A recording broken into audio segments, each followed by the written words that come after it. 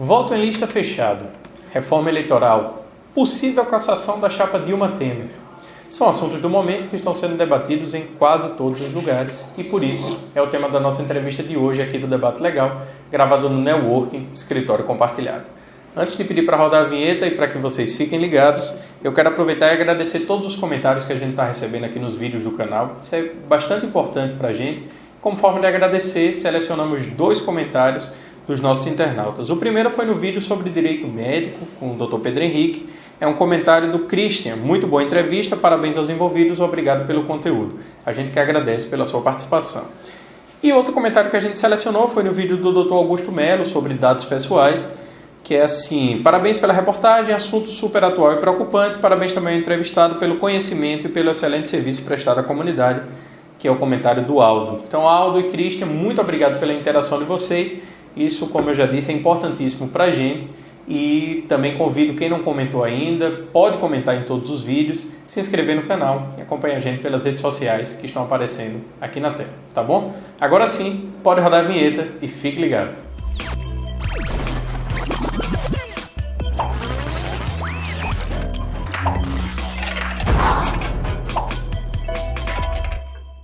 E para debater esse tema, a gente recebe aqui hoje no Debate Legal Letícia Moté.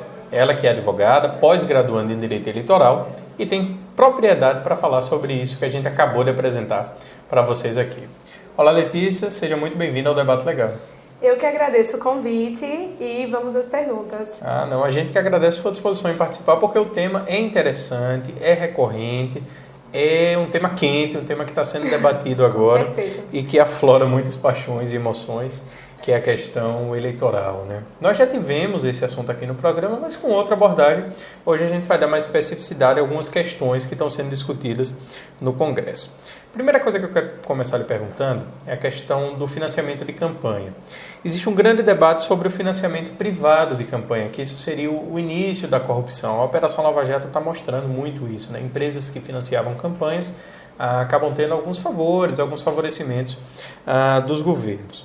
Uma das propostas é a criação do Fundo para o Financiamento da Democracia, que seria um fundo único que financiaria partidos para que fizessem as campanhas. E seria um financiamento diferente do modelo que a gente conhece hoje para evitar um pouco dessa corrupção. O que é que você pensa sobre isso? Isso, na verdade, esse fundo, ele vem para quê? Existe hoje, né, o fundo partidário. Esse fundo partidário, ele é de dotações estabelecidas em lei. Então, por exemplo, em 2016 foram 819 milhões gastos. E esse novo fundo, que vem nesse projeto de lei a ser votado, ele prevê, na verdade, que simplesmente o dinheiro público seja o único financiador de campanha. Então, o cidadão seria agora um contribuinte. Como assim? O imposto de renda, você tiraria 2% desse valor do imposto de renda e jogaria para esse fundo. E aí, esse valor seria o monte que poderia patrocinar as campanhas, né, as organizações partidárias. O que acontece? Dentro desses 2%, o eleitor, ele pode, 70% deste valor, dentro dos 2% do imposto de renda, dirigir para o seu partido de preferência. Qual é a grande questão a ser debatida aqui? Primeiro, como é sigiloso, então não teria o controle de quem destinou a porcentagem para o partido que deseja ou de quem não declarou esses 70%. E aí os 2% integralmente vai para o fundo total. Depois que vai para o fundo total, ele pega esse montante e aí divide de acordo com as cadeiras na Câmara. Então, a grande questão é como vai se analisar se o 70% foi dirigido do contribuinte, né? Ou se simplesmente ele não declarou para que partido queria ir. Isso não tem como ser analisado porque é secreto, imposto de renda nesse aspecto. E também nós teríamos que perceber que os grandes partidos receberiam mais. Os pequenos partidos receberiam menos. Continuaria esse continuaria com pouco valor. Então, existiria ainda dificuldade de competição. E a outra questão também a ser debatida é se realmente é isso que impede a corrupção. A vinda do fundo, do valor para a campanha vindo por ente privado ou pelo ente público. Né? A gente percebe que na Lava Jato o problema não é a doação legal, né, declarada pelo particular. É o Caixa 2. É o Caixa 2. Né? E, infelizmente, o Caixa 2, mesmo com esse novo fundo, ainda pode vir a existir. Né? Então, a gente percebe que ele pode trazer uma mudança benéfica nesse aspecto de unificar a origem do dinheiro, mas também não se tem um controle. Continua perpetuando o problema.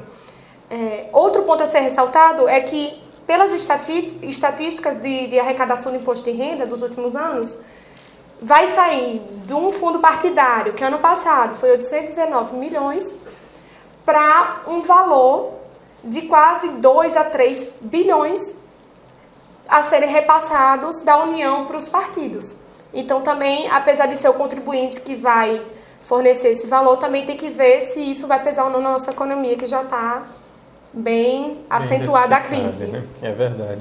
É uma proposta, realmente, tem que ser analisada com muito cuidado, porque, como você falou, o problema não é exatamente a doação oficial de uma empresa que faz ao candidato em troca de um suposto favor adiante. Né? O problema é a doação por fora, é a doação que não entra na contabilidade, e esse problema acaba sendo maior. Na Lava Jato a gente viu bem isso, como você falou. Outra proposta dessas mudanças que estão sendo discutidas é uma possibilidade, vejam vocês que coisa maluca, na minha opinião, mas eu quero ouvir a sua. Da pessoa vai poder se candidatar, se isso passar, por exemplo, para governador de um estado e para deputado federal na mesma eleição. E se ele ganhar, ele vai escolher em qual ele vai ficar. Se ele perder um e ganhar no outro, ele vai ficar no que ganhou, etc. O que é que você acha disso? Eu concordo. Em todos os sentidos. Realmente, é um absurdo. A gente percebe que o eleitor, ele deixa de ter a opção de votar para aquele cargo no seu candidato, porque ele deseja concorrer a vários.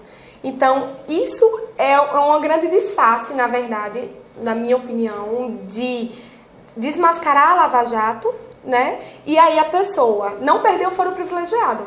Porque se ela perde, por exemplo, como você falou, no governador e se elege em outro cargo, ela continua mantendo o foro privilegiado. E outra coisa que se torna, eu acho que desleal na concorrência para as eleições. Um se candidata a simplesmente um cargo, o outro opta por 2 cargos. Então, até para você fazer uma campanha, né, você poder traçar ideologias, cada cargo tem a sua função diferente. Como é que uma pessoa pode atender às 2 funções na mesma situação, na mesma eleição? Então, ela tem que ter um projeto, né, uma definição do que ela quer. Então, eu acho que isso vem realmente, simplesmente para garantir o foro privilegiado e perpetuar quem já está na casa. Eu acredito que, assim, se isso passar, vai ser uma busca do poder pelo poder. Então, a pessoa ela vai demonstrar, vamos supor, se alguém for candidato a governador e a deputado, ele vai demonstrar assim, não, eu quero um cargo. Eu não sei se eu estou preparado para o executivo, para o legislativo, eu quero exercer uma função, um cargo e ter meu foro por prerrogativa, ter minhas prerrogativas todas inerentes a qualquer que seja o mandato. O que eu vejo é mais ou menos isso. Com certeza. É complicado, é uma proposta, mas me parece que no Brasil, antigamente, eu posso até estar errado, isso era permitido, mas de outra forma. Por exemplo, a pessoa podia se candidatar em vários locais ao mesmo tempo. Não sei se no mesmo local para 2 cargos, mas em vários locais ao mesmo tempo. Existiu isso em alguma época do nosso país, não vou me lembrar exatamente quando, mas estão querendo reviver. Eu acho que a grande questão não é o jeito que está sendo feito, e sim o propósito, né, escondido por trás dessas novas propostas. É verdade. Que vai acabar sendo uma coisa de um candidato sem proposta, candidato que quer ser eleito. Isso, sem ideologia, né? Isso é complicado. Outra coisa que se fala muito, e que com certeza está todo mundo ouvindo aí no jornal, etc., é a lista fechada. O que é essa tal de lista fechada? Vou pincelar geral, mas você explica mais detalhadamente. O partido escolhe um número de pessoas lá, ordena uma lista com alguns nomes e você vota no partido e a partir do número de votos que o partido tiver, vai ter uma distribuição de vagas e vai nomear aquelas pessoas lá na ordem para exercer os cargos.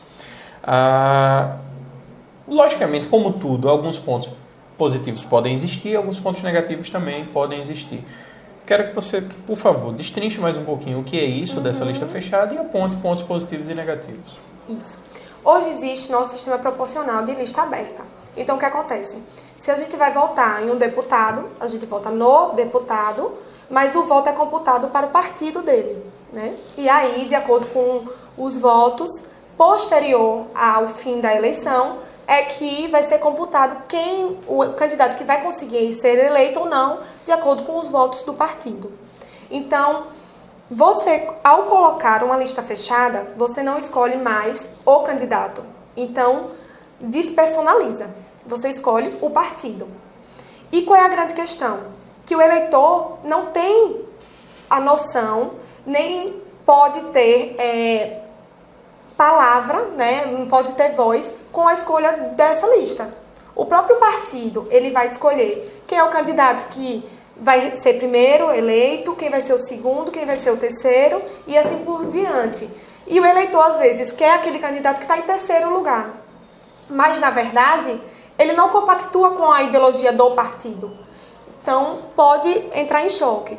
Aí eu vou listar alguns pontos, né, que a gente vê como positivos e negativos. Pontos positivos. A campanha, com certeza, ficará mais barata. Porque, em vez de você fazer uma campanha com cada candidato, você vai fazer uma campanha do partido, uma única ideologia e somente um horário para aquele partido. Então, fica mais barato. Em compensação, o eleitor também, ele vai saber, se ele votar naquele partido, a ordem que cada candidato poderá se eleger. Aí os pontos negativos, que ao meu ver são maiores. Primeiro, o candidato ele se torna menos ativo. Em que sentido? O partido tem mais voz. O candidato, se quiser contrapor alguma ideologia do partido, ele não pode, porque ele, em tese, né, pode perder dentro do próprio partido ordens, né, para poder estar no topo da lista. Outra questão é a mudança de candidatos, né? Aquela questão de manter sempre a mesma chapa, né? E aí os novos candidatos, eles podem passar a não ter mais vez. Né? E a política não vai se renovar. Então, os caciques partidários vão indicar. Eu acho que isso é a maior perda, né? A gente vê que a política, graças a Deus, de uns tempos para cá, está se renovando, a população se conscientizou, é mais esclarecida. Mas a partir do momento que você coloca uma lista fechada, que os donos dos partidos escolhem, porque se fosse uma escolha democrática dentro do partido, sem problemas. Em alguns partidos a gente sabe até que seria uma escolha realmente democrática, faria uma plenária, enfim, qualquer que fosse. Mas a gente conhece alguns partidos que não fazem que não assim. iriam. Então, a oportunidade de novos candidatos surgirem, eu acho que fica bem comprometida. Um pouco comprometida, é verdade. Eu quero falar sobre outro assunto agora, que eu acho que talvez seja o assunto mais esperado polêmico dessa entrevista e mais polêmico. Está em curso no Tribunal Superior Eleitoral, o TSE, uma ação que pode cassar a chapa Dilma Temer. Foi a chapa eleita em 2014, Dilma presidente, Temer vice. Existe uma discussão sobre a possibilidade de dividir essa chapa, julgar Dilma e julgar Temer separadamente, e que a pena de um não necessariamente seria a pena do outro. Ou seja, vamos supor, Dilma poderia se tornar inelegível, já que ela já saiu do cargo, e Temer poderia ser absolvido e continuar no cargo. Né? Existe essa possibilidade. Mas antes da gente entrar nesse debate, caso a chapa seja cassada, caso Michel Temer, que é o atual presidente, seja cassado pelo TSE, o que é que acontece? Tem eleição, essa eleição é direta, essa eleição é indireta? Então, existem dois posicionamentos doutrinários. O que acontece? Eu compactuo com a eleição direta, né? Mas deixa eu explicar por quê. Existiu a reforma eleitoral de 2015 e nesta reforma ela acrescentou no Código Eleitoral o parágrafo 3º e 4º. Eu até peço que você dê uma lidazinha, artigo 224, parágrafo 3º artigo 224, e parágrafo 3º. Só o terceiro, O terceiro fala assim: a decisão da Justiça Eleitoral que importe o indeferimento do registro, a cassação do diploma ou a perda do mandato do candidato eleito em pleito majoritário, ou seja, que tira o candidato do cargo, trocando em miúdos, que já está lá, ele sai, acarreta, né, ou seja, tem como consequência a realização de novas eleições, independentemente do número de votos anulados. Ou seja, saia do cargo por cassação, enfim, por decisão da Justiça Eleitoral, vai ter novas eleições. E aí vem o seguinte, fala assim: a eleição será indireta se a vacância ocorrer a menos de 6 meses do final do mandato. E nos demais direta casos, nos demais casos. Então, para o eleitoralista, né, e eu compactuo da doutrina de José Jairo, nós entendemos que a eleição deve ser direta. Primeiro, indireta é excepcional, né? E nesse caso, ele não estaria indo de encontro com a Constituição, com o artigo 81, parágrafo 1º da Constituição. Por quê? Que eu vou pedir licença para ler também aqui, só para a gente situar. Deixa eu só localizar ele aqui. Quando você vai achando, eu vou explicando. Já estou com ele. Já achou? Vagando os cargos de presidente e vice-presidente da República, ou seja, o de vice está vago atualmente. Temer era o vice, virou presidente, nós não temos vice. Vagando os cargos de presidente, que seria o de Temer, e de vice, que já está vago, far-se-á a eleição 90 dias depois de aberta a última vaga. Ocorrendo a vacância nos 2 últimos anos do período presidencial, a eleição será feita 30 dias depois da última vaga pelo Congresso Nacional. Ou seja, ocorrendo a vacância nos 2 anos, a eleição, 2 últimos anos, como a gente está agora, essa eleição é indireta. Cadê? Ocorrendo a vacância nos 2 últimos anos, a eleição é indireta. E só para a complementação do período. Se fossem nos 2 primeiros anos, ocorreria a eleição direta. Então, a Constituição ela fixa esse prazo de 2 anos. E aí o grande debate, só para a gente situar, é se poderia o Código Eleitoral, que é uma lei infraconstitucional, uma lei que está abaixo da Constituição, se poderia alterar isso que a Constituição dispõe. Esse é um debate que vai ocorrer por muito tempo. Muito tempo. Eu, particularmente, entendo que a Constituição prevalece. Com relação a esses 2 dispositivos, é a de 5525 e 5619. Isso, a DIN é a ação direta de inconstitucionalidade, que é uma ação que visa declarar inconstitucional uma norma que está abaixo da Constituição, que seja contrária à Constituição. É um debate que, se a gente for travar aqui, a gente vai se prolongar muito tempo. Vamos esperar o julgamento dessas ADINs, mas a questão é, hoje a gente tem 2 possíveis respostas jurisprudenciais e também doutrinárias, né, que a gente pode só simplificar para o internauta. Uma vertente da parte mais eleitoral acredita que, por ter sido a eleição ilegítima, né, ilegal, ele sequer foi realmente presidente.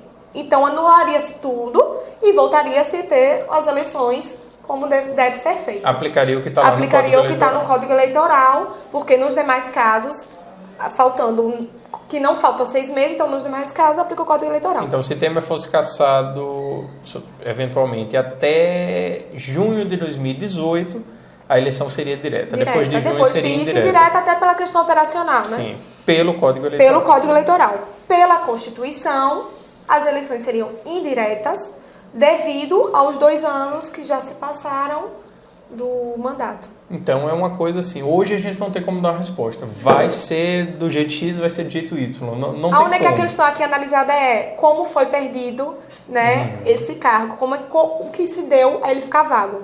Se foi uma questão eleitoral, né, ou se foi uma questão prevista na Constituição. É um debate que vai se alongar por muito tempo e que, se vier realmente a ser cassado, com certeza o Supremo vai se deparar com isso e vai ser um debate muito bom de se assistir. Com certeza. E antes até da nossa conversa aqui, a gente estava passando alguns artigos, algumas coisas, e o que a gente vê aqui, essa divergência é muito forte. Então, é uma coisa, se hoje, por exemplo, Michel Temer fosse cassado, existem 2 interpretações. A eleição poderia ser direta. Como as ADIs não foram julgadas ainda. Exatamente. As vamos ações aguardar. ainda não foram julgadas, a gente tem que aguardar. Letícia, tinha muito tema ainda para a gente falar, a gente ainda ia falar sobre a Operação Lava Jato, a gente acabou falando tangencialmente, mas o nosso tempo está acabando, então queria agradecer pela sua participação. Foi muito construtivo, né? Principalmente a questão da lista fechada, do financiamento público de campanha, que acho que o internauta pode perceber, compreender mais um pouquinho o que é que está se passando nesse debate eleitoral. Vou deixar aberto espaço para que você fique à vontade para fazer as considerações finais. Primeiramente, agradeço mais uma vez o espaço, né, caro colega de longas datas, e espero que tenha ajudado de alguma forma as internautas entenderem um pouquinho mais sobre essas reformas eleitorais que vão dar o que falar, né? Existe muita coisa aí a ser ainda discutida, e coloco-me à disposição para os internautas e para o colega para que futuros debates venham ser confeccionados. Eu acredito que esse do Código Eleitoral versus Constituição a gente vai estender além daqui da nossa conversa de hoje. Então, mais uma vez, muito obrigado. Agradecer também ao internauta que acompanhou o vídeo até o final e convidar todo mundo a ficar acompanhando o debate legal pelas mídias sociais que estão na descrição do vídeo. Tá bom? Muito obrigado e até a próxima.